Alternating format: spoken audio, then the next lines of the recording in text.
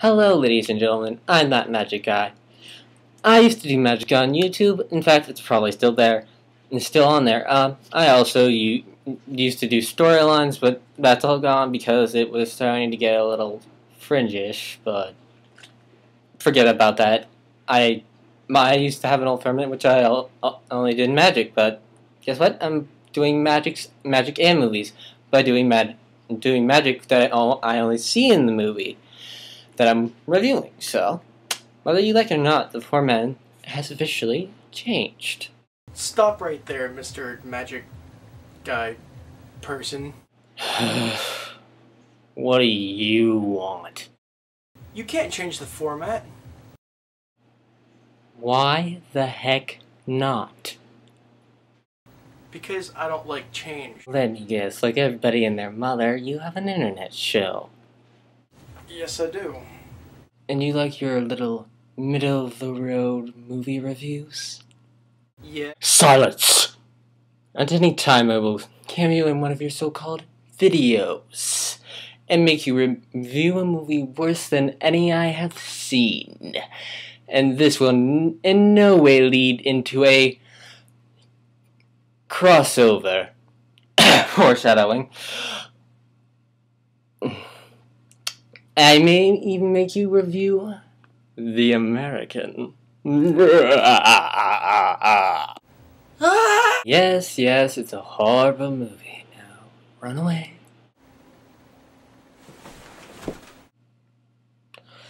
Sorry about that. Now, onto the review. Today we are looking at Brothers Bloom. Now, I'm going to talk about the film and the elements of magic, what few there are, but I'm not going to go through the whole entire film because it would pretty much take forever, but try to low on spoilers because it's a decent movie, but let's start reviewing this.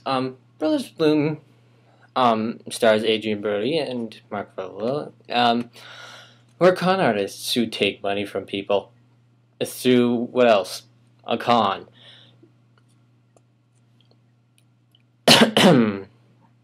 Sorry about that. Brody is, after their first, after a successful con, we get our first magic element. Adrien Brody is playing solitaire and is looking for the Queen of Hearts, and he can't find it. Imagine just the Six of Hearts. And if you don't notice this, you won't catch it, but several times throughout the movie, mind you, Mark Ruffalo keeps on trying to guess the card that Adrien Brody is thinking of. Of course, he's thinking of the Queen of Hearts. Pull that right off the top, I swear. And it gets it wrong until the end, which it turns out to be the Queen of Hearts. Insert your Juice Newton reference here. Ruffalo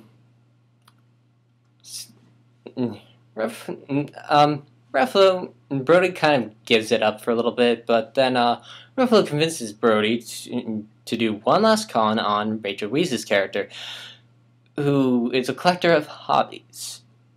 And I think she might be epileptic, it's mentioned, but I can't remember. They're successful in pulling her into the con, and they go to a boat to somewhere. I think it was Italy? Can't remember. I'm horrible with memory. I know I should have watched this movie again, but I watched it twice already. I don't need to watch it again. Meanwhile, on the boat, Rachel does a magic trick, which me and my brother dubbed the Rachel Weisz trick. We're gonna go to that footage, which is on a slightly less better camera than this one. Now, switching to my first camera. Here, I'm going to tell a story. It's not the same story that's in the film, and it isn't really the same exact trick, but it still has the same basic elements. Now, this one comes with the story. Rachel Weisz, the character, who is a collector of hobbies, and they go to a boat to somewhere. I think it was Italy. Can't remember. I horrible with memory. I know I should have watched this movie again, but I watched it twice already. So basically, we start out with by separating these into four. This is not the story yet, but I always like doing the first part of this trick first, and this is dubbed by me and my brother. The Rachel Weisz trick for where it came from, and Yank still always is pestering me about how to do it, and of course I know how to do it, but I can tell him. Otherwise I was killing him. Next time, brother. Okay, so once upon a time, there were four princesses, represented here by the four aces. Now, one day some evil bad guys, those usual bad guys that show up in every single cliched movie ever, decided they were going to kidnap them and store them in their darkest dungeons, so on and so forth. So on and so forth, and it was until one day that four princesses, almost seemingly by magic, found them, and it helped them escape from the tallest tower, the darkest dungeon of the EU. And they all got away unscathed. Now one day they eventually got married, and they became queens. So that is the Rachel Weisz trick. Now, back onto our movie review. So, Rachel Weisz helps the Bloom brothers and the Japanese judge. I can't remember her name.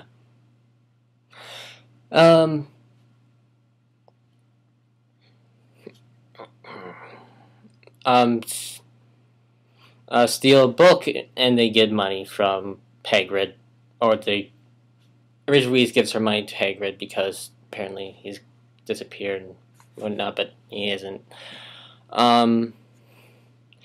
Basically, Adrien Brody's character is in love with Rachel Weisz's character. A former associate shows up and force in these events and eventually force spoilers 1, 2, 3. Ruffalo to sacrifice his life for Adrien Brody, so he's able to live a happy, normal life, and that's it. I mean, they live happily ever after, other than the whole Ruffalo dying thing, which is sort of sad. Brothers Bloom is a decent movie. My parents didn't enjoy it, but me and my brother really actually enjoyed it. In fact, he owns it. It's a good movie. It has some really decent moments, and I suggest you go out and buy it. So that's about it. It is good to be back. This is Luke Sasko, or That Magic Guy, signing off, saying, life is not trivial, it is magical. And the Japanese judge is always the hardest. Till next time.